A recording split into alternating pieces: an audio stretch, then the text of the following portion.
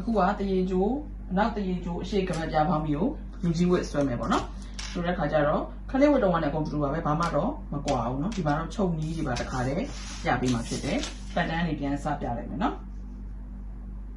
ပတ်တန်းကိုပေါ်မှာအရင်ဆုံးနှစ်ခွဲလောက်ခြံထားခဲ့မယ်ပေါ့နော်နှစ်လက်မအပြားလောက်ပဲခြံလိုက်ရပါနှစ်လက်မအပြားလောက်ခြံလိုက်မယ်မြေကြောင်ပိတ်လိုက်မယ်နော်မြေကြောင်ပိတ်ထားခဲ့မယ်ပိတ်ထားခဲ့ပြီးပြီဆိုလို့ရှိရင်ဒီမှာချဲတော့ကတလက်မပြားလောက်ဒီပတ်တန်အဆုံးကနေနော်ပတ်တန်အဆုံးကနေအတွင်းတလက်မပြားလောက်မြေကြောင်ပိတ်မယ်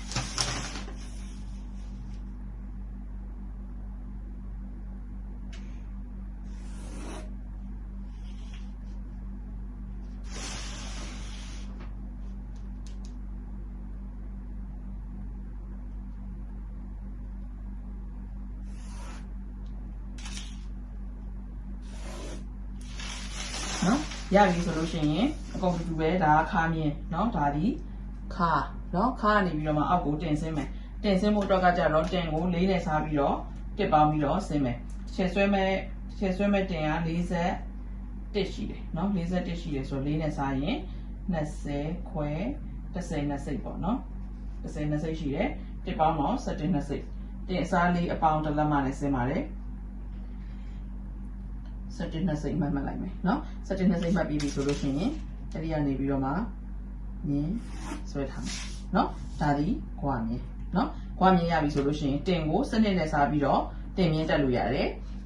ဒီခါကနေခွာကိုသုံးပုံပုံပြီးတော့အောက်ဆုံးပုံမှာတင်မြင်းဆွဲလို့ရတယ်သို့မဟုတ်ခါကနေအောက်ကိုတင်အကြတိုင်းထားမယ်ခွန်တို့ရှစ်တို့စသဖြင့်ပေါ့နော်ကိုတိုင်းထားတဲ့တင်အကြအတိုင်းပဲတင်မြင်းဆွဲလို့ရတယ်တင်မြင်းဆွဲနည်း3နည်းရှိမယ်တင်ပတ်လေကိုစနစ်နဲ့စားလို့ရတဲ့အဖြေကိုကြားလို့ရှိရင်ဒီအောက်ကနေအပေါ်ကိုတက်ပြီးတော့မှတ်တာလေအရှိပေါင်းပြီးမှတစ်ချက်ပြခဲ့ပြီးပြီနော်မဟုတ်လို့ရှိရင်တင်ကိုသုံးပုံပုံပြီးတော့အောက်ဆုံးတစ်ပုံကနေဆွဲတာရှိတယ်နော်နောက်တစ်ခုကကြတော့ဗာလဲတင်ကိုတင်အကြမှတ်ထားတဲ့ဟာကိုဆွဲတာရှိတယ်နော်တစ်ချက်နှစ်ခါမပြောတော့ဘူးစူးစမ်းပြီးတော့နော်ရောင်ပြီးတော့ပြောပြီးတယ်ဘာလို့လဲဆိုဗီဒီယိုဖိုင်ဆိုတဲ့အခါကျတော့နှစ်ခါမပြောလဲမှတ်မိတယ်နော်ပြန်ရစ်ပြီးတော့ကြည့်လို့ရတယ်လေပြန်ရစ်ပြီးတော့ကြည့်လို့ရဆိုကိစ္စမရှိဘူး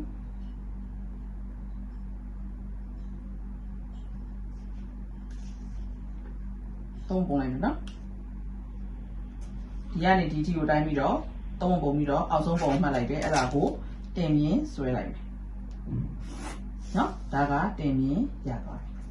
နော်ပြီးပြီဆိုလို့ရှိရင်မမှတ်သေးဘူးနော်ခဏထားအောင်မယ်အရှိတစ်ခါတည်းမှတ်လိုက်မယ်နော်အရှိကချဲတို့ကအလေးဖျက်ရ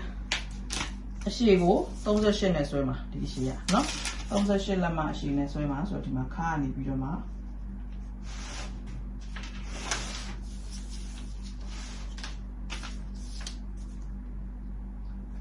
38နေရာကိုအမှန်မှတ်ခဲ့တယ်နော်မှတ်ခဲ့ပြီးပြီဆိုလို့ရှိရင်ဆိုတော့ဒီတလက်မမြင်ကိုအောက်ကိုတစ်ချက်ဆက်လိုက်မယ်မှတ်ပြီးတော့ဒီ38နေရာမှာအရှိမြင်ဆွဲခဲ့လိုက်နော်ဒါဒီအရှိအဆုံးနေရာနော်ပြီးပြီဆိုလို့ရှိရင်ဒီခွာမြင်ကနေအောက်ကိုအရှိအဆုံးနေရာကိုတစ်ချက်မှတ်လိုက်တယ်နော်မှတ်ပြီးတော့ဒီဘယ်လောက်ပဲရှိနော်ဒီအရှိအဆုံးနေရာမှာထောက်ထားတယ်ဒီအပေါ်ကပေကျိုးရဲ့တက်တူပြားလေးကိုယူပြီးတော့ဒီအရှိဆုံးနေရာကိုလာလိုက်တယ်ဒီ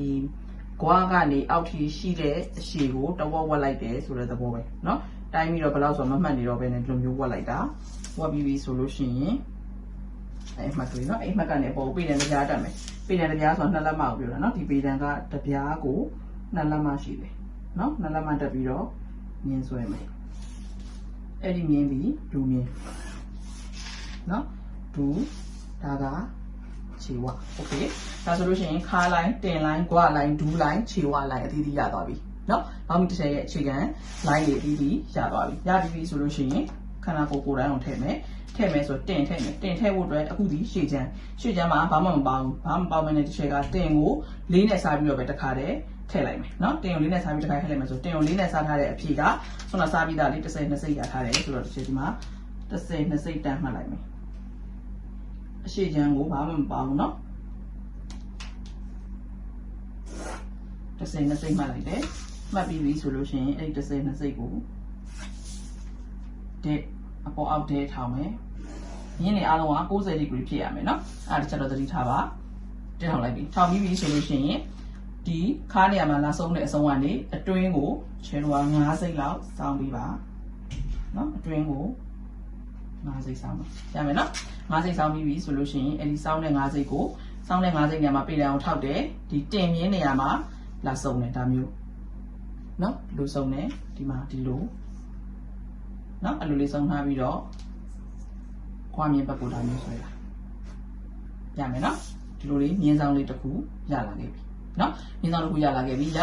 ဆိုလို့ရှိရင် share ကဘာလုပ်မလဲဆိုတော့ဂွားထွက်မယ်နော်ဂွားထွက်ဖို့အတွက်တင်ပတ်ပတ်လေကို10နဲ့စားမယ်နော်141ရှိတယ်ဆိုလို့ရှိရင်10နဲ့စားလိုက်ရင်4တစ်စိတ်ပေါ့ဒါပဲနော်136ရှိရဆိုရင်10နဲ့စားလိုက်ရင်3.6ပေါ့နော်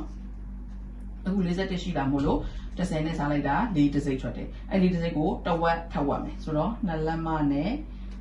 2လက်မနဲ့တစ်စိတ်ကကြတော့တဝက်ကတစ်စိတ်မရှိဘူးဖြစ်သွားမှာပေါ့နော်ဆိုတော့2လက်မပဲမှတ်မယ်တစ်ချက်လို့နော်တစ်စိတ်ရဲ့တဝက်ကဒီမှာဒီပေတံမှာဆိုလို့ရှိရင်တော့တစ်စိတ်ရဲ့တဝက်ရှိတယ်တကယ်လို့မြန်တန်ပေတံ3တယ်ဆိုလို့ရှိရင်တဝက်မရှိမှာမို့လို့2လက်မမှတ်လိုက်မယ်နော်ဒီပေတံ3တယ်ဆိုလို့ရှိရင်တော့ကိစ္စမရှိဘူးဒီမှာတစ်စိတ်ကိုတဝက်ပြန်ဝက်ပြထားပြီးသားမို့လို့တဝက်အမှတ်ရှိတယ်နော်ဆိုလို့ရှိရင်2လက်မမှတ်လိုက်မယ်ဆိုတော့ဂွားကိုဒီမှာ2လက်မမှတ်လိုက်ပြီနော်ဂွားမှတ်တဲ့အခါကျရင်တော့ဒီတဲ့နင်းကနေပဲမှတ်တယ်နော်ဂွားကိုဒီမှာ2လက်မမှတ်လိုက်ပြီရမယ်နော်ရပြီဆိုလို့ရှိရင်အဲ့2လက်မရဲ့တဝက်ဆိုတော့1လက်မပေါ့နော်2လက်မရဲ့တဝက်1လက်မအဲ့ဒီတဝက်အမှတ်ကိုဒီမှာဒီကနေဒီကိုတက်မယ်တကယ်လို့ဒီနေရာမှာက3လက်မရှိတယ်ဆိုရင်တဝက်က1ခွဲဖြစ်မှာပေါ့ဒီကနေဒီကို1ခွဲတက်မယ်အခုကဒီမှာ4လက်မရှိတာမို့လို့တဝက်ဆို4လက်မလေ2လက်မရှိတာမို့လို့တဝက်ဒီ1လက်မဆိုတော့ဒီကနေဒီကို1လက်မတက်ပါမယ်မခတ်ဘူးနော်ဘာမှလည်းတင်လာအများကြီးရှိနေပြီဆိုတော့နော်ဒီမှာ1လက်မတက်ထားတယ်တက်ထားပြီးပြီဆိုလို့ရှိရင်အဲ့ဒီ1လက်မနဲ့သူနဲ့ကိုလမ်းဆက်မယ်နော်ဆက်ပြီးပြီဆိုလို့ရှိရင် share ကဒီမှာပေကွေးလေးနဲ့ခွာဝိုက်ခဏနော်ပေကွေးယူလိုက်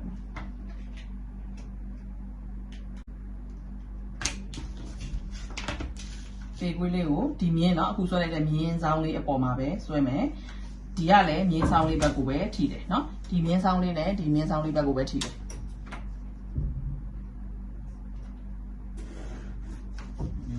เนาะ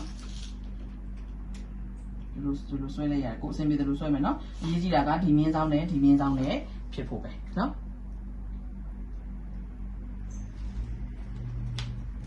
ရပြီဆိုလို့ရှိရင်အခုဒီကနေဒီထိဒီချက်တိုင်းပြီးတော့တဝက်ဝက်ပြီးတော့အလယ်လိုက်မှတ်လိုက်မယ်နော်ဘောင်းမီရဲ့အလယ်လိုက်ဆိုဒီကနေဒီထိတိုင်းလိုက်တာ12စိတ်ရှိတယ်12စိတ်ရှိတယ်ဆိုတော့6စိတ်ပေါ့နော်6စိတ်မှာအမှတ်မှတ်လိုက်တယ်မှတ်ပြီးပြီဆိုလို့ရှိရင်အဲ့ဒါဒီဘောင်းမီရဲ့အလယ်လိုက်เนาะဘောင်းမီရဲ့အလယ်လိုက်ကိုမှတ်ပြီးပြီဆိုလို့ရှိရင်အပေါ်အောက်ထည့်ဆွဲမယ်ခါပေါ်ထိเนาะ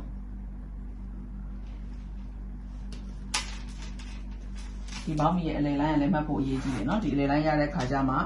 ကျတို့ကဒါ grain line အဖြစ်နဲ့ပါတစ်ခါတည်းအသုံးပြုလို့ရတယ်ပိတ်စာပေါ်တင်ညက်တဲ့ခါကျလို့ရှိရင်ပိတ်ကြောနဲ့ဒီအလယ်လိုင်းကိုတင်မယ်ရမယ်နော်ရပြီဆိုလို့ရှိရင်အခုအလယ်တိုင်းလည်းရသွားပြီဆိုတဲ့အခါကျတော့တို့က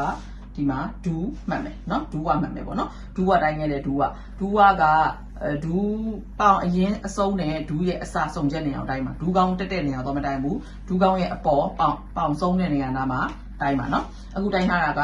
သူ့ကိုတိုင်းလို့ရတဲ့အဖြေရဲ့တဝက်ပေါ့အခုတိုင်းထားတာ16ရတယ်တဝက်ဆို8ကိုဟိုဘက်တဝက်ဒီဘက်တဝက်မှတ်မယ်ဆိုတော့ဟိုဘက်4ဒီဘက်4နော်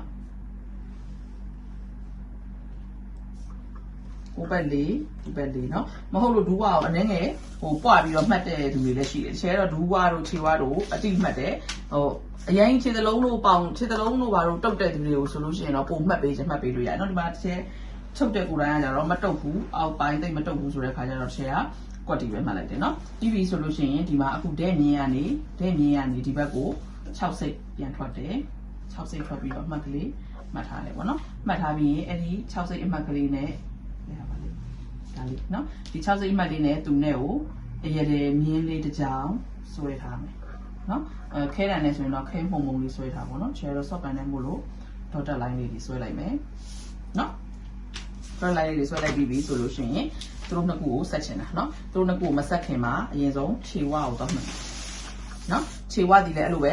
တိုင်းလို့ရတဲ့အဖြေ30ရှိတယ်တဝက်ဆိုတော့9 ငါဆိုတော့ဟိုဘက်နှစ်ခွဲဒီဘက်နှစ်ခွဲเนาะတေးမှာဆိုလို့ရှိရင်ဟိုဘက်2စိတ်ဒီဘက်2စိတ်ပို့ခြင်းလဲပို့ပေါ့เนาะဟိုဘက်နှစ်ခွဲဒီဘက်5အဲ့လိုပဲခြေဝက်တိုင်းတဲ့အခါကျရင်လေခြေဝက်တော့2စိတ်စီပို့လိုက်မယ်เนาะဘာလို့ဆိုဟိုအောက်မှာအခွဲတွေပါမထည့်တော့အစွတ်အသွတ်ပို့ချောင်းချောင်းကြီးကြီးရှိအောင်လို့เนาะခြေဝက်ကိုတိုင်းတဲ့အခါကျလို့ရှိရင်လေဟိုခြေမျက်စိနေရာကိုတိုင်းမယ်เนาะခြေမျက်စိရှိတဲ့နေရာကိုတိုင်းပြပါခြေဝါဆိုခြေမျက်စိရဲ့အထက်ကိုသွားတိုင်းမှာဆိုလို့နော်ခြေဝါနဲ့ဒူးဝါနဲ့ဆက်တယ်ဒီမှာလည်းအဲ့လိုပဲခြေဝါနဲ့ဒူးဝါနဲ့ဆက်မယ်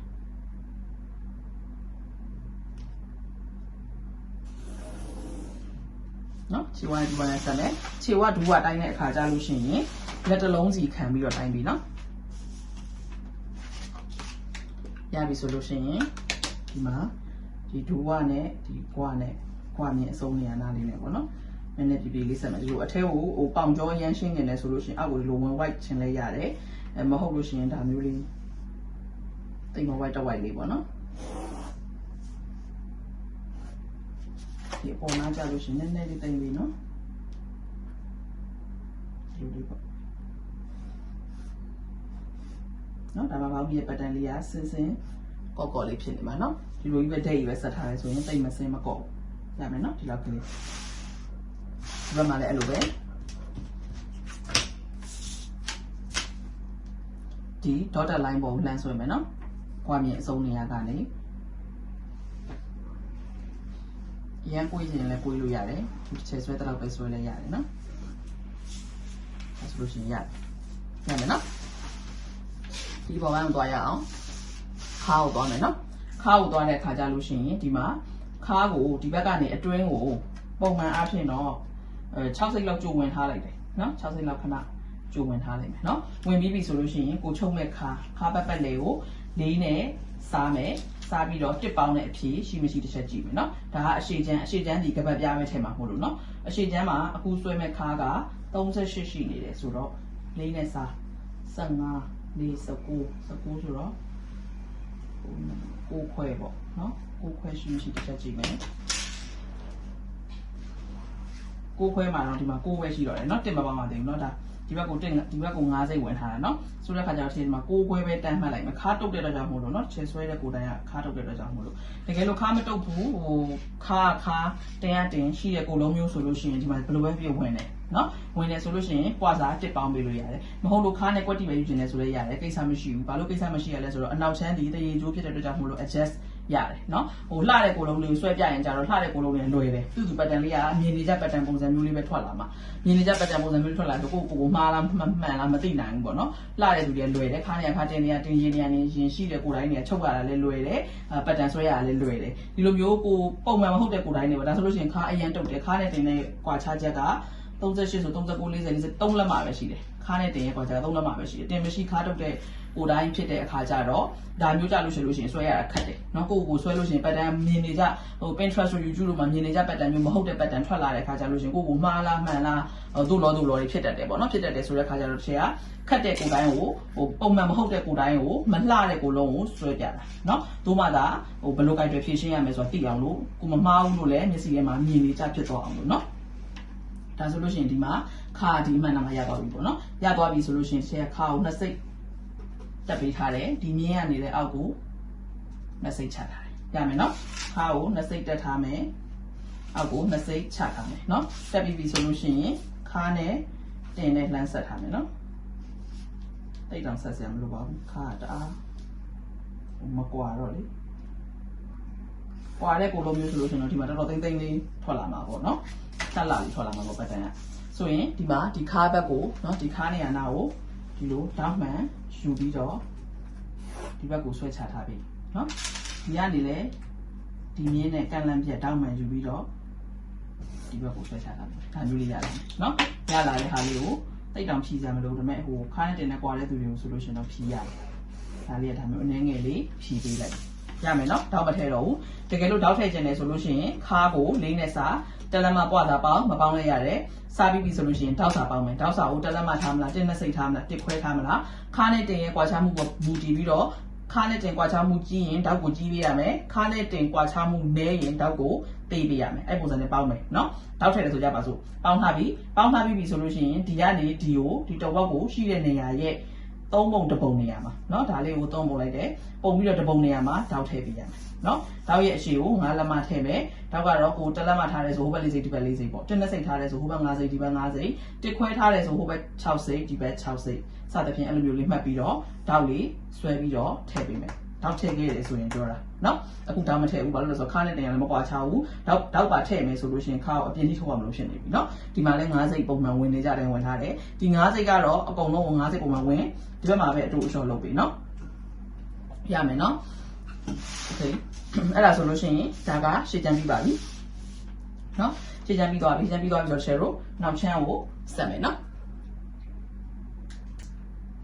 နောက်ချမ်းဆွဲဖို့အတွက်ဒီချဲဒီမှာကွာမြင်ရုံနဲ့ဒီဘက်ကိုအရှည်ဆက်လိုက်တယ်တင်မြင်ရုံနဲ့အရှည်ဆက်တယ်ခါမြင်ရုံနဲ့အရှည်ဆက်တယ်ဒူးမြင်ရုံနဲ့မှတ်ထားတယ်ဒီမှာခြေဝမြင်ရုံနဲ့အရှည်ဆက်တယ်เนาะဒီနောက်ချမ်းကိုဒီဘက်ချမ်းကိုစတိုက်ဆွဲယူသွားလိုက်တယ်เนาะတခါတည်းပွားထားပြီးသားဖြစ်အောင်လို့ဒီဘောင်းမကြလို့ရှင်တော့အဲ့လိုဆွဲတယ်ပေါ့เนาะဒီမှာကွာအရှည်ချမ်းရဲ့ကွာစုံချက်နေရာကနေတလက်မချားထားလိုက်မယ်နောက်ချမ်းအတွက်เนาะတလက်မချားထားလိုက်မယ်ချားထားပြီးပြီဆိုလို့ရှိရင်ဒီမှာကွာမှတ်လိုက်မယ်ချဲလို့เนาะကွာမမှတ်ခင်မှာဒီအလယ်မြင်းလေးအရင်မှတ်လိုက်မယ်အလယ်မြင်းကဘယ်လောက်ရှိလဲကြည့်အောင်6လက်မနဲ့တစ်စိတ်ရှိတယ်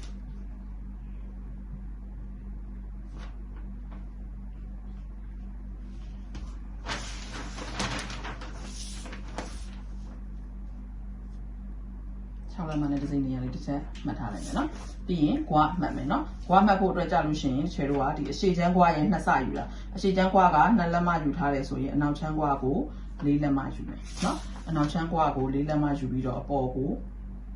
ထောင်တက်ထားမယ်နော်တက်ထားပြီးပြီဆိုရင်အနောက်ချမ်းကွာကိုအောက်ကို5စိတ်ဆင်းပေးတယ်နော်နောက်ချမ်းကွာကိုအောက်ကို5စိတ်ဆင်းပေးတယ်နော်ဆင်းပေးပြီးပြီဆိုလို့ရှိရင်ဒီမှာအလယ်လိုင်းကဒီကွာနေရာနေမှတ်မှာနော်ဒီနေရာမှတ်မှာမဟုတ်ဘူးကွာနေရာနေမှတ်မှာဆိုတော့ဒီကနေပြန်မှတ်မှာဒါမှပါတော့ဒီမှာ6လက်မနဲ့တစ်စိတ်နော်6လက်မနဲ့တစ်စိတ်မှတ်လိုက်တယ်မှတ်ပြီးပြီဆိုလို့ရှိရင်အဲ့ဒီ6လက်မနဲ့တစ်စိတ်ကိုထည့်ထားမယ်နော်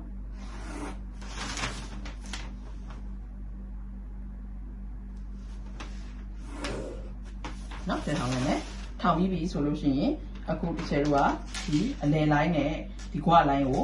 3ပုံပုံလိုက်တယ်နော်ပုံပြီးတော့ဒီအတွင်းဆုံးပုံအပြင်ပုံပေါ့နော်ဒီအရှိချမ်းရှိတဲ့ဘက်အချမ်းပေါ့အဲ့ဒီအပုံကနေပြီးတော့မှစောင်းနဲ့ရိုက်မယ်ဒီတင်နေရာမှာပေတံကိုထားတယ်ဒါမျိုးနော်ဒီလိုမျိုးရိုင်းချလိုက်မယ်နော်ဒီလိုမျိုးရိုင်းချလိုက်မယ်ခါနဲ့ဘယ်လိုပြောမလဲဆိုတော့စောနာပြောတဲ့လိုမျိုးကိုလုံးလှတဲ့ပတ်တန်ပေါ့နော်ခါနဲ့တင်တဲ့ကွာခြားမှုကြီးတဲ့ပတ်တန်တွေဆိုလို့ရှိရင်အဲ့လိုမျိုးပုံပြီးတော့စောင်းချလိုက်ဘာလို့လဲဆိုတော့ခါခက်သေးသေးပဲလိုတာမဟုတ်လို့နော်အခုဒီမှာကျတော့ချေကစောနာဆိုပြတဲ့လိုမျိုးပဲခါနဲ့တင်နေရမကွာခြားဘူးခါတုတ်တယ်ဗိုက်ပူတယ်တင်မရှိဘူးအဲ့လိုပုံမှန်မဟုတ်တဲ့ကိုလုံးမျိုးကိုဆွဲပြတာဖြစ်တဲ့အတွက်ကြောင့်မို့လို့ဒီချေကဒီ3ပုံပုံပြီးတော့ဒီလိုမျိုးစောင်းတဲ့နည်းနဲ့စောင်းချလိုက်ရင်ခါအရန်သေးသွားမယ်ကြည့်ရုံနဲ့သိတာလေဒီလိုစောင်းမယ်ဆိုလို့ရှိရင်ဒီဘက်မှာထွက်လာမယ်ခါရဲ့တန်ဖိုးကတိတိပဲကျန်တော့မှာဦးเนาะကျန်တော့မှာဆိုတော့တစ်ချက်ဒီမှာဘာလုပ်မလဲဆိုတော့တစ်လက်မလောက်ပဲစောင်းမယ်เนาะတစ်လက်မလောက်ပဲစောင်းမယ်ဒီကနေဒီကိုတစ်လက်မမှတ်ထားပြီးတော့အဲတစ်လက်မအဆောင်ကနေပဲတစ်ချက်ဒီတင်ဆုံချက်နေရာမှာပြည်အောင်ထောက်တယ်ဒါမျိုးเนาะအပေါ်ကိုနှစ်လက်မဝင်ကျင်လောက်တင်ထားပြီးဆွဲခဲ့မယ်ရမယ်เนาะရပြီဆိုလို့ရှိရင်ဒီမှာဒီအရှိချမ်း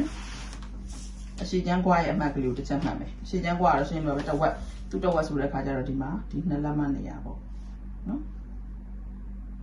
ရမယ်နော်အဲ့ဒီအမှတ်ကလေးကိုမှတ်တယ်မှတ်ပြီးတော့အဲ့ဒီအရှိချမ်းကွာမှတ်ကလေးကိုဖြတ်ပြီးတော့ကွာဆွဲချင်တာဒီရိုင်ထားတဲ့မြင်းပေါ်မှာဆွဲမယ်နော်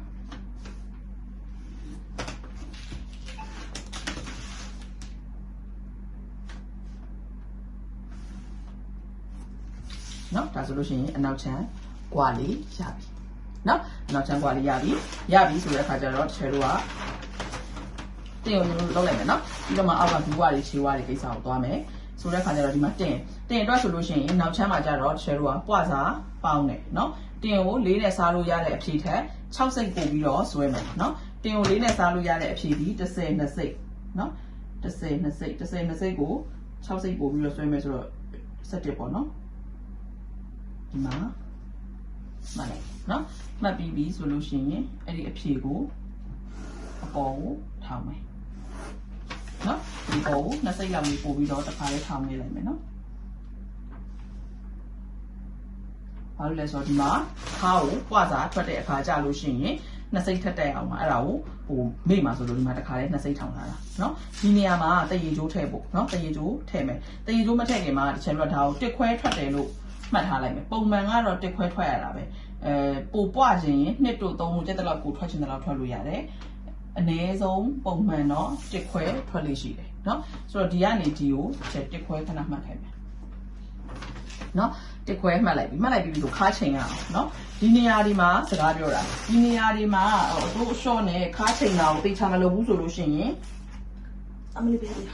သိချာမလုပ်ဘူးဆိုလို့ရှိရင်ဘာဖြစ်လဲဆိုတော့စွတ်လို့မရတဲ့ပြဿနာတွေဖြစ်တယ်စွတ်လို့မရတဲ့ပြဿနာတွေဖြစ်တယ်ဒီအရှိကပတ်ပြအနောက်တရေဂျိုးပေါင်းမိရအရန်ဝတ်လို့ကောင်းတယ်ဟိုအိမ်နေရင်ဝတ်ရုံနဲ့မကဘူးရုံးဝတ်တွေဟိုအခမ်းအနားဝတ်တွေဘယ်လိုပြောမလဲပွဲတက်ဝတ်အထိကိုချုပ်ပေးလို့ရတဲ့ pants သူကကြတော့လေအရန်လည်းတော့တတ်ရှိတယ်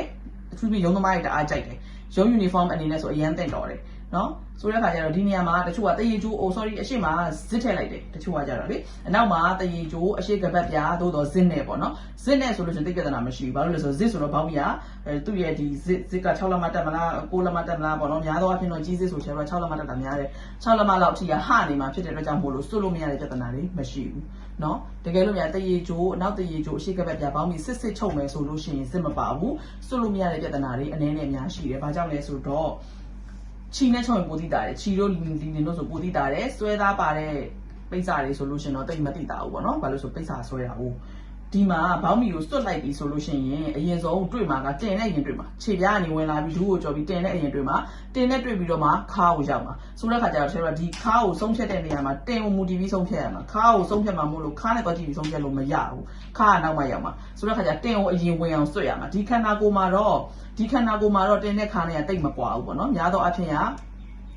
တင်ကြီးတဲ့သူတွေဆိုလို့ရှိရင်ပိုဆွတ်ရခတ်တယ်တင်ကြီးတဲ့သူတွေဟာပေါင်နဲ့တုတ်တာများတယ်ဆိုတဲ့ခါကျတော့သူတို့ပို့ပြီးတော့ဆွတ်ရခတ်တဲ့ပြဿနာတွေရှိတတ်တယ်ဆိုတဲ့ခါကျတော့ချယ်လို့ကဒီမှာတင်ဝင်မဝင်ခါကိုတစ်ချက်စစ်ကြမယ်ပေါ့နော်စစ်ကြမယ်ဆိုတဲ့ခါကျတော့တကယ်လို့များကိုဆွဲတဲ့ pattern ဒီတောက်ထည့်ထားတယ်ဆိုရင်တောက်စာကိုဖယ်ပြီးတော့ပေါင်းပေါ့နော်ဒီမှာတော့တောက်မပါတော့တခါတည်းခါကိုတိုင်းလိုက်မယ်တောက်ပါရင်ခါတိုင်းလို့ရတဲ့အဖြေလေးကနေတောက်ပြန်နှုတ်နော်ခါဘယ်လောက်ရှိလဲဘယ်လောက်ဟိုနည်းနည်းလေးကိုကပြန်ဖြီလိုက်သေးတယ်ဆိုတော့လေအတိုးအလျှော့ရှိမှာဆိုလို့ပြန်တိုင်းရမယ်ဆိုရင်ဒီမှာ6လက်မနဲ့6ခွဲเนาะ6ခွဲရှိတယ်6ခွဲရှိတယ်ဆိုတော့ဒီမှာဒီဘက်ကိုကြည့်ရအောင်ဒီဘက်ကိုကျွန်တော်2လက်မဝန်းကျင်လောက်တက်တယ်ဆိုပါစို့เนาะအဲ့လောက်ကနေဟိုဘက်ကို1ခွဲထွက်တဲ့အနာအထိပေါ့เนาะ6ခွဲကနေစတိုင်းလိုက်မယ်ဒီမှာ6ခွဲနေရာနေပြီးရိုးစတိုင်းလိုက်မယ်เนาะဆိုဒီမှာ21ရှိတယ်เนาะ21ရနေတယ်အဖြေက21ရဒါတချမ်းစာပေါ့เนาะ21နှစ်ဖက်ဆိုလို့ရှိရင်42ဆိုတော့တင်ထက်တောင်မှကြီးနေပြီဝင်တယ်ဘယ်လိုပဲဖြစ်ဖြစ်เนาะတင်ထက်တောင်မှကြီးနေပြီဆိုတော့ဘယ်လိုပဲဖြစ်ဖြစ်ဝင်တယ်မဟုတ်လို့ဆိုလို့ရှိရင်ဆယ်တို့က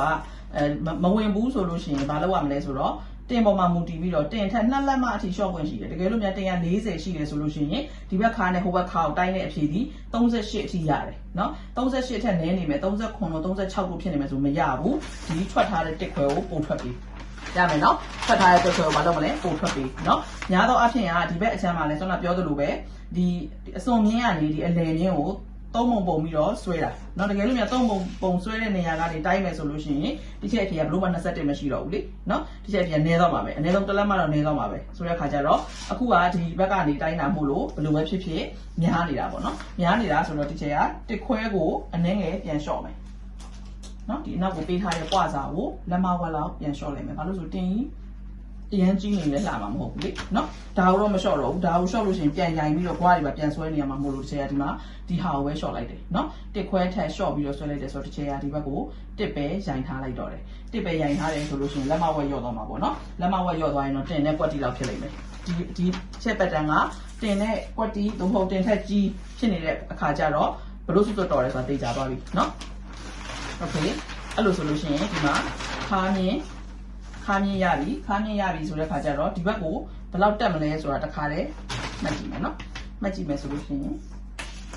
်ပေကျိုးကို ယူပြီးတော့ဒီမှာကနှစ်စိတ်တက်မယ်လို့တစ်ချက်ပြောထားရလေမိတဲ့တက်ကြောင့်မို့လို့ဒီဘက်ကို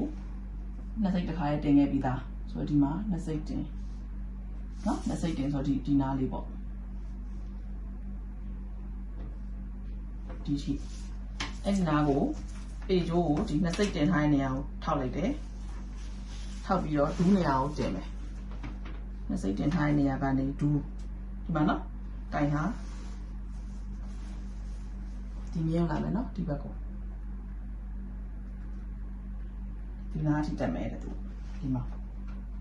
နော်ဒီမှာဒါတို့နှစ်ခုကညီမယ်ဆိုလို့ရှိရင်ဒီမှာတက်တဲ့အမှတ်ရပြီရတဲ့အမှတ်ကနေဒီနှစ်စိတ်အမှတ်ကိုလမ်းဆက်ထားဒါဒီနောက်ချမ်းခါတို့ပေါက်တယ်နော်ဘာမှခက်တာမရှိဘူးနော်နှစ်စိတ်တက်ပြီးတော့သူ့ကနေဒူးကိုတိုင်းလိုက်တယ်အဲ့ဒီဖြေကနေဒီဘက်ကိုပေကျိုးလေးကိုရွှေ့ပြီးတော့ယူသွားတာအဲ့မှာဆိုရင်ဒီကနေဘယ်လောက်တက်ရမလဲဆိုတဲ့အဖြေကသူ့အလိုလိုထွက်လာတာမှတ်တယ်မလို့ဒီကနေဒီကိုခါမြင်ဆက်လိုက်အောင်မယ်เนาะဒါဆိုရင်နောက်ချမ်းခါလေးလည်းရသွားပြီเนาะနောက်ချမ်းခါလေးလည်းရသွားပြီဆိုတော့ဒူးကနဲ့ချီဝါကတော့ရှေ့ချမ်းနဲ့အတူတူပဲမှတ်ရမယ်အရှေ့ချမ်းမှာဟိုဘက်လေးဒီဘက်လေးမှတ်ထားခဲ့တယ်ဆိုရင်နောက်ချမ်းဒူးကဟိုဘက်လေးဒီဘက်လေးမှတ်လိုက်မယ်မှတ်ပြီးပြီဆိုလို့ရှိရင်ဒီမှာ6စိတ်ထွက်ထားမယ်เนาะနောက်အရှေ့ချမ်းတော့ကလို့ပဲเนาะ6စိတ်ထွက်ပြီးတော့အဲ့ထွက်ထားတဲ့6စိတ်နဲ့သူနဲ့ကို dotted line လေးဆွဲထားမယ်နော် dotted line လေးဆွဲထားမယ်ဆွဲထားပြီးတော့ပေကွေးနဲ့ဖြီးပြီးတော့ဝင်မယ်နော်ဒီ dotted line ပေါ်လှမ်းထီတာနော်ဒူးနဲ့ကွာနဲ့ရလည်းအရန်ကွာချားနေတယ်နော်ဘာလို့လဲဆိုတော့အောက်ပိုင်းသေးတဲ့ pattern ဖြစ်တဲ့အတွက်ကြောင့်မလို့ဒီခဏကခါတုတ်တယ်ဘိုက်ကူတယ်ဖင်မရှိဘူးဖင်မရှိတဲ့အတွက်ကြောင့်မို့လို့ဟိုဖင်ပြားတယ်ပေါ့ကွာဆိုတဲ့ခါကျတော့အောက်ပိုင်းတွေပါသေးတယ်နော်ပေါင်လေးခြေသလုံးတွေပါသေးသွားတော့ဒီမှာဒီလိုမျိုးတော်တော်ကြီးဝက်ဝက်ကြီးတော့ဖြစ်နေတယ်နော်ဒီလို pattern လေးဆိုလို့ရှိရင်မြင်နေကြ pattern လေးဟုတ်မှာမဟုတ်ဘူးဆိုတော့ဒီလိုခက်တဲ့ pattern ကိုတက်တက်ဆွဲပြတာ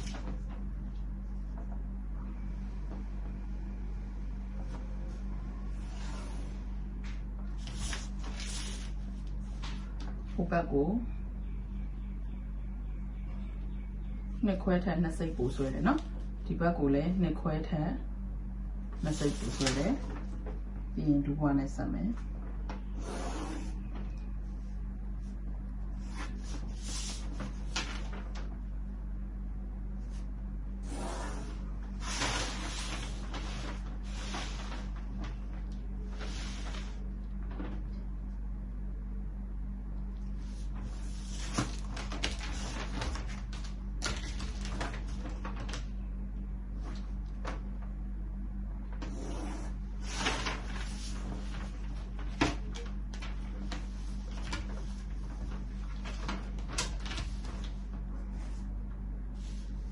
ပြပြလဲလဲလေးပဲကိုယ်မယ်နော်ဒီကိုယ်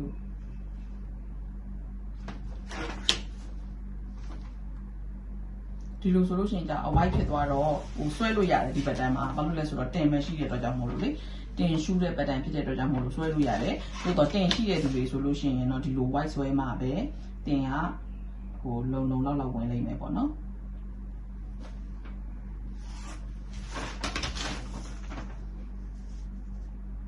ဒါလေးနည်းနည်းဖြီးပေးလိုက်မယ်နော်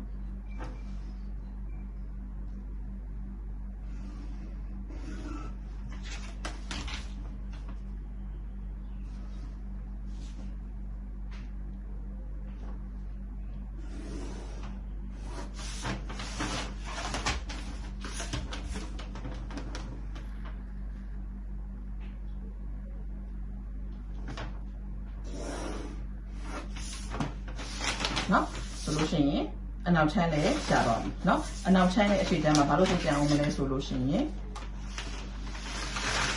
ဒီကွာနှစ်ခုကဘယ်လိုမှမတူနိုင်ဘူးတိုင်းကြည့်မယ်နော်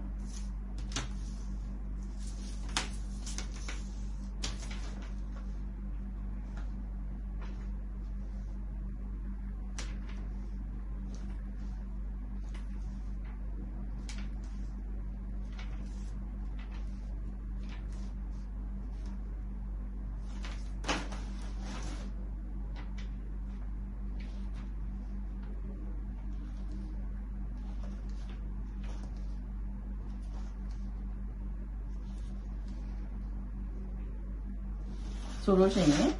သူတို့နှစ်ခုကိုပြန်ဆက်တဲ့အခါညီအောင်လို့ဒီကွာကနေအောက်ကို3လက်မချပြီးတော့ notch တစ်ခုလုပ်မယ်ဒီကနေလည်းအောက်ကို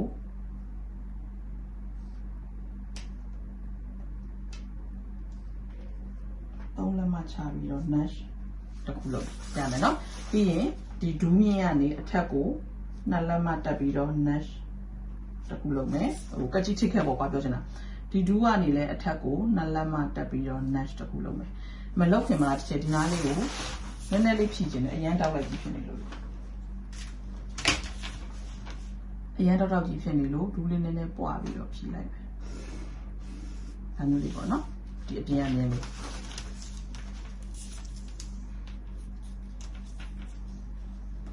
ဆိုရင်အဲ့ဒီမြင်ရနေဒီဘက်ကို2လက်မတက်ပြီးတော့ notch လုပ်နော်ဒိုးမှသာသူတို့နှစ်ခုကတွဲပြီးတော့နော်ပိတ်စခဏနေချုပ်တဲ့ခါကျရင်ပြမယ်ပိတ်စပူးတဲ့ခါကျလို့ရှင်ဒီ notch နဲ့ဒီ notch နဲ့ဒီ notch နဲ့ဒီ notch နဲ့ကင်ပြီးတော့ပူးလိုက်တဲ့ခါကျတော့မှတင်းတင်းလေးဖြစ်ပြီးတော့ပေါင်အောင်ဝင်သွားလိမ့်မယ်နော်ပေါင်အောင်ဆင်းဆင်းလေးဖြစ်သွားလိမ့်မယ်ဘာလို့လဲဆိုတော့ဒီဟာကမိလို့မဖြစ်စေကမူအဆွေနော်အဆွေဖြစ်သွားမှာဆိုတော့ခါကျတော့ဒါကိုတဲ့ green line ပေါ်ယူတဲ့ခါကျလို့ရှိရင်ဒီနားတွေဒီအဆွေဖြစ်သွားမှာဆိုတော့ဆွဲလို့ရတယ်တွဲလို့ရတယ်နော်ဆိုလို့ရှိရင်ဒီမှာအခုခါအတွက်ကပတ်ပြားအတွက်သူ့ကို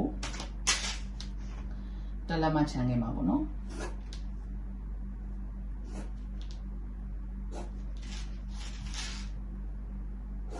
အဲ့ဒါပါလဲဆိုတော့ကပတ်ပြား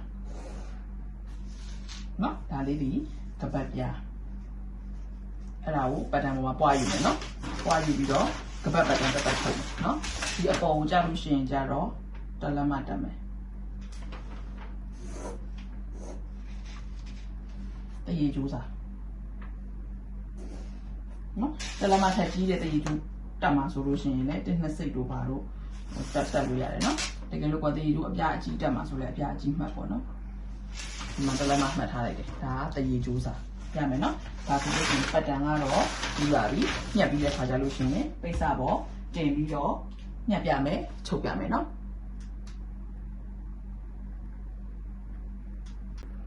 ထိပ်ဖက်လေးကိုဆိုလို့ရှိရင်ကျွန်တော်ဒီမှာတရေကျိုးစာပို့ခဲ့တဲ့ဟာလေးလေပတ်တန်မှာတော့ဒီလိုပဲအလင်းသင်းတို့စောင်းခဲ့တယ်ပေါ့နော်ဒီညှက်ပြီးတဲ့ခါကျလို့ရှိရင်ခါမြင်းလေးအတိုင်းပဲခောက်လိုက်ပြီးတော့ဒီပို့နေတာလေးပေါ့နော်ဒီမှာပို့တာကွက်တီဖြစ်ရလားပေါ့ဒီမှာတော့ကွက်တီဖြစ်တယ်တိတ်ပြီးတော့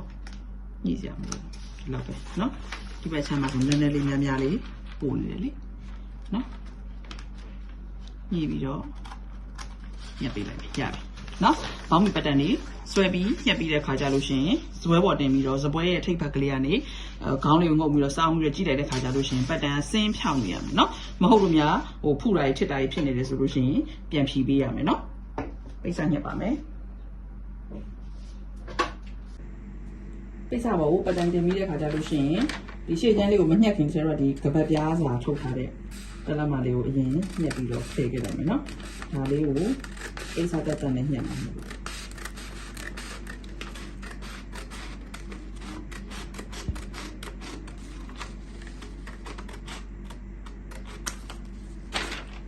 းပြီဆိုလို့ရှိရင်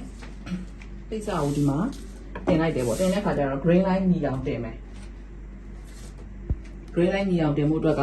ဒီအလယ် line ရှိတယ်လေအလယ် line ကိုဒီပိတ်စရဲ့အစွန်းပိတ်စရဲ့ edge နဲ့အပြိုင်ဖြစ်အောင်တင်မယ်အရှိသင်ခန်းစာတွေမှာလည်းပြခဲ့ဘူးလေပေါ့နော်မသိတဲ့သူတွေကိုပြန်ပြပေးတာဒီမှာခုဆိုဒီဥစ္စာနဲ့ရှစ်လက်မနဲ့တစ်စိတ်ဖြစ်နေတယ်ပေါ့နော်ဆိုရင်ဒီမှာရောရှစ်လက်မနဲ့တစ်စိတ်ဖြစ်လာတစ်ချက်ကြည့်မယ်နော်ဒီနားလေးကိုရှစ်လက်မနဲ့တစ်စိတ်နေရာမှာချိန်ပြီးပြီဆိုရင်သင်ရတစ်ချောင်းထိုးခဲ့မယ်သင်ရထိုးခဲ့ပြီးတော့ဒီမှာဒီနားမှာရှစ်လက်မနဲ့တစ်စိတ်ဖြစ်တာမဖြစ်ဘူးဆိုရင်နည်းနည်းလေးရွှေ့လိုက်မယ်နော်ဒီမှာရှစ်လက်မနဲ့တစ်စိတ်နေရာကွက်တီဖြစ်တယ်ဖြစ်ပြီဆိုတော့မှသင်ရထိုးမယ်နော်အဲ့လိုမျိုးဟိုဘက်အစွန်းထိနည်းနည်းစီချိန်သွားပြီးတော့ green line အပြိုင်ဖြစ်မဖြစ်တင်မယ်နော် green line ကိုအပြိုင်ဖြစ်ရင်ပြီးတော့ပြတ်ဆိုတင်လိုက်ပြီးတော့လုပ်လို့မရအောင်တကယ်ကွက်တီအပြိုင်ဖြစ်ရမယ်သို့မှသာဒီဘောင်းမီကပိတ်ကြောမှန်မှန်နဲ့ဝတ်လို့ကောင်းတဲ့ဘောင်းမီတစ်ထည်ဖြစ်လာမယ်ပေါ့နော်ပိတ်ကြောပေါ်မူတည်ပြီးတော့ဝတ်လို့ကောင်းမကောင်းနေရလဲအရန်ကွဲပြားသွားတယ်နော် branded တွေဆိုလို့ရှိရင်တအားဝတ်လို့ကောင်းတယ်သူပိတ်စာကိုလိုပုံစံမျိုးပဲကိုလိုက်ချုပ်တော့မဟုတ်လဲအခုဆိုလို့ရှိရင် branded ပိတ်စာတွေကစက်ရုံထွက်တွေက119လမ်းနေပါတယ်ဘာကြောင်းလဲလေအဲ့လိုဟာမျိုးတွေလိုက်ချုပ်ရင်တော့ဒီပုံစံနဲ့မဖြစ်တာဘာကြောင့်လဲဆိုလို့ရှိရင် cutting model မူတည်တယ်လို့ဒီ ဒီ pattern ပေါ်လဲမူတည်တို့ပိတ်ကြောယူတဲ့ပေါ်လဲမူတည်တယ်နော်အဲ့လိုမျိုးလေးကွက်တီယူသွားပြီးတော့ညှက်ပေးပါဆိုတော့ green line အတိုင်းတင်ပြီးပြီဆိုလို့ရှိရင်ချုပ်စာအကုန်လုံး၄စိတ်စီထုတ်ပြီးတော့ညှက်သွားမယ်နော်အောက်ကိုတော့ခောက်စာတစ်လက်မှာထားပါမယ်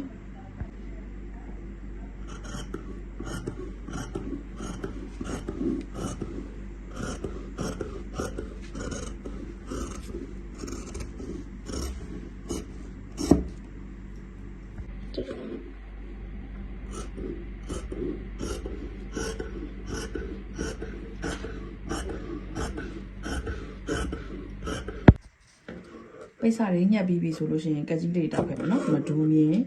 ဒါ2လက်မချ3လက်မချလောက်ထားတဲ့နေရာနော်ပြီးရင်ဒီမှာတင်မြင်ပေါ့နော်အကုန်လုံး mesh ကလေးတွေလောက်ခဲ့မယ်နော်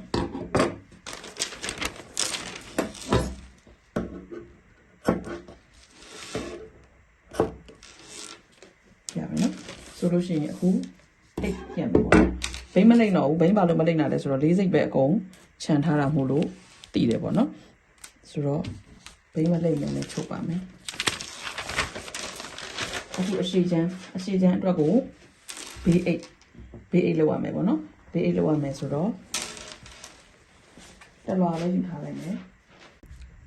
အဲ့အတွက်ပိတ်စာအပို့တစ်ခုကိုဒီမှာခောက်ယူထားတယ်နော်ခောက်ယူပြီးတဲ့အခါကျတော့ခောက်ယူကနေချေတော့9ခွဲလောက်အမှတ်မှတ်လိုက်မယ်ပေါ့နော်မှတ်ပြီးပြီဆိုလို့ရှိရင်ဒီအရှိချမ်းရဲ့ဘေးဘက်နော်ဘေးဘက်ကိုဒါမျိုးတင်မယ်ဒီ9ခွဲနေရာမှာလိုလေးတင်လိုက်တယ်နော်တင်ပြီးပြီဆိုရင်ဒီဘက်ကိုကျတော့အရှိဘယ်လောက်အထိယူမလဲဆိုတော့6လောက်ယူမယ်ချဲလို့လောက်ထိပေါ့ဒီမှာ6နော်6အထိယူမယ်ဒီမှာ9ခွဲယူမယ်နော်အဲ့တိုင်းလေးပဲသူ့ဘေးကိုခဏညှက်လိုက်မယ်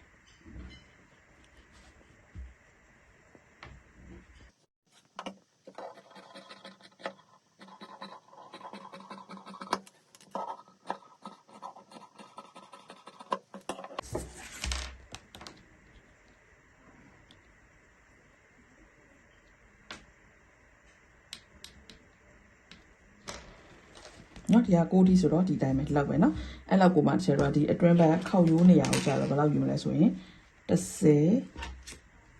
10ခွဲပေါ့နော်10ခွဲလောက်ယူလိုက်မယ်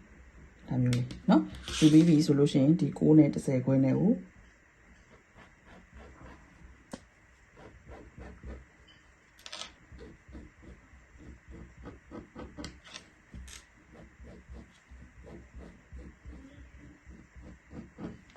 နော်ပုံလေးလိုလေးဖော်ပြီးတော့ဆွဲလိုက်တယ်ဒီမှာအရှိချမ်းเนาะဘောင်းမီရဲ့အရှိချမ်းဒါအလှပဲပေါ့နော်အလှပဲဘေးချမ်းဒါဆိုတော့ညှက်ထားတယ်အိတ်เนาะဆိုတော့အလှချင်းပူလိုက်မယ်ချေတော့အိတ်နဲ့ဘောင်းမီနဲ့အလှချင်းပူလိုက်မယ်ပူလိုက်ပြီးပြီဆိုလို့ရှိရင်ဒီအပေါ်ကနေအောက်ကိုတစ်ခွဲနေရချမ်းမယ်เนาะအပေါ်ကနေအောက်ကိုတစ်ခွဲနေရချမ်းပြီးပြီဆိုလို့ရှိရင်အဲ့ဒီဥစ္စာကိုလက်မဝက်เนาะအထဲကိုလက်မဝက်ဝင်ချုပ်ရမယ်เนาะလက်မဝက်ချုပ်တဲ့ခါကျလို့ရှိရင်ဘယ်လောက်ထိချုပ်မလဲဆိုတော့9လက်မခွဲအထိเนาะဒီကနေအောက်ကို9ခွဲအထိမှတ်ထားမယ်9ခွဲအထိမှတ်ပြီးရင်အဲ့ဒီ9ခွဲဒီလဲဘယ်လောက်ချုပ်ရမှာလဲဆိုတော့လက်မဝက်နော်လက်မဝက်လေးချုပ်မယ်လက်မနိုင်ဘူးထင်တယ်ဆိုလို့ရှိရင်လက်မဝက်ထက်တစ်စိမ့်လောက်လေးပို့ပြီးတော့9စိမ့်လောက်ချုပ်လို့ရတယ်ဘာလို့လဲဆိုတော့အနောက်ချမ်းနဲ့ပြန်တွဲတဲ့အခါကျလို့ရှိရင်လက်မဝက်အတိအကျကြီးယူထားရင်အိတ်ကမပေါ်မှာဆိုလို့နော်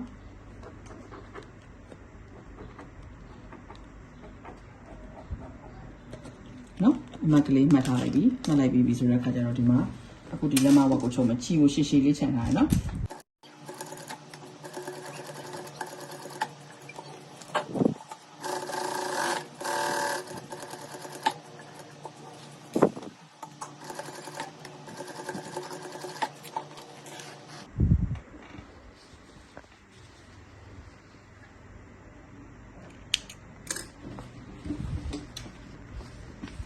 နော်ဒီမှာလည်းချီလေးခြံထားခဲ့တယ်ဒီဘက်ကိုလည်းချီလေးခြံထားခဲ့တယ်ရပြီဆိုလို့ရှိရင်ဒီမှာကကြီးကိုကန်လန့်ဖြတ်တောက်မယ်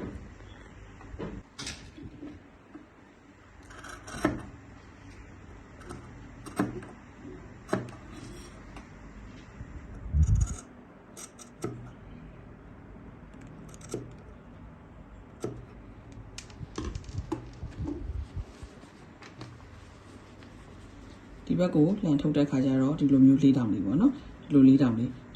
လေးမထွက်မှာဆိုလို့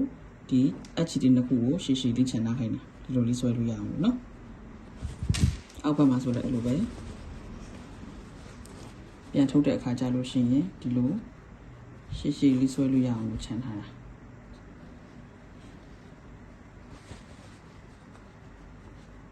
နော်ရပြီဆိုလို့ရှိရင်အဲ့ဒါလေးကိုချီတစ်ချောင်းတောက်လိုက်မယ်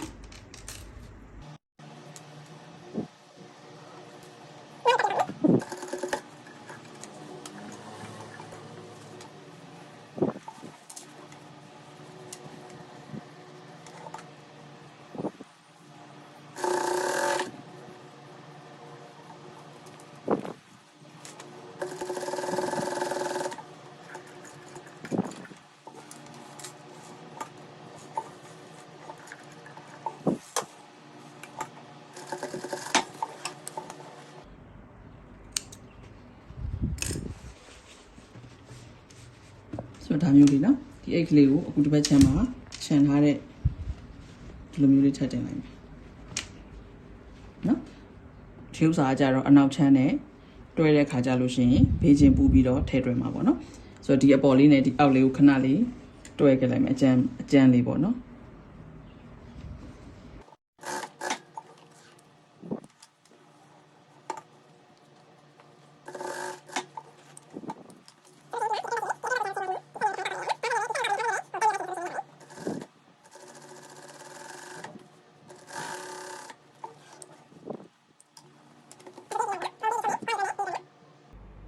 ကပပြားနှစ်ခုကိုအလာချင်းပူပြီးတော့ချုပ်စာလက်မဝတ်ချန်ထားတဲ့အတိုင်းပဲတွဲချုပ်လိုက်တယ်နော်ရပြီဆိုလို့ရှိရင်ချုပ်စာကိုတစ်ချမ်းလှည့်ပြီးတော့အလားတစ်ချောင်းထပ်ဖိပါမယ်အရှိချမ်းနှစ်ခုကိုကွာချင်းပူပြီးတော့ခြံခဲ့တဲ့ချုပ်စာလေးစိတ်တိုင်းပဲချုပ်ပါကွာတွေကိုမိဘူးတိုက်တဲ့အခါကျလို့ရှိရင်အခုလိုဆွဲဆန့်ပြီးတော့တိုက်မယ်နော်အကွေးတိုင်းမတိုက်ပါဘူးအရှိချမ်းအတွက်ကပတ်ပြားတက်ပါမယ်အိတ်ကလေးတွေကိုအရင်ဆုံးအရှိချမ်းလေးနဲ့တွဲပြီးတော့တစ်ချက်ပင်လေးထိန်းထားပြီနော်ကပတ်ပြားကိုတစ်ချမ်းလှန်ပြီးတော့ဘောင်းမီရှိချမ်းနဲ့အလားချင်းပူပြီးတော့ချုပ်စာလေးစိတ်အတိုင်းတွဲပါချုပ်စာတွေအကုန်လုံးကလေးစိတ်ပဲခြံခဲ့တာဆိုတော့မှတ်ရတော့လွယ်တယ်နော်ကျန်တဲ့ဘက်တစ်ချမ်းကိုကြတော့ဓာတ်ဆက်လိုက်ထားပြီးသားမို့လို့ပြန်ခောက်စရာမလိုဘူးတခါတည်းပဲအလားဘက်ကနေကြည့်ပြီးတော့ချုပ်မယ်နော်အလားဘက်ကနေကြည့်ပြီးချုပ်ရိုးချောင်းလေးရဲ့ဂျားတဲ့လေးကနေတေချာလေးဖြည်းဖြည်းစီချုပ်သွားပေးပါအနောက်ချမ်းအတွက်ကိုလည်းခါမှာဓာတ်ဆက်လိုက်ခဲ့ပြီးတရေကြိုးတိုင်းမှုအတွက်အနောက်ချမ်းခါကြံတဲ့ဟာကိုဘယ်လက်မဝက်ညာလက်မဝက်နဲ့ချုပ်စာကိုနှုတ်လိုက်တယ်ပေါ့နော်ဥပမာအနောက်ချမ်းခါက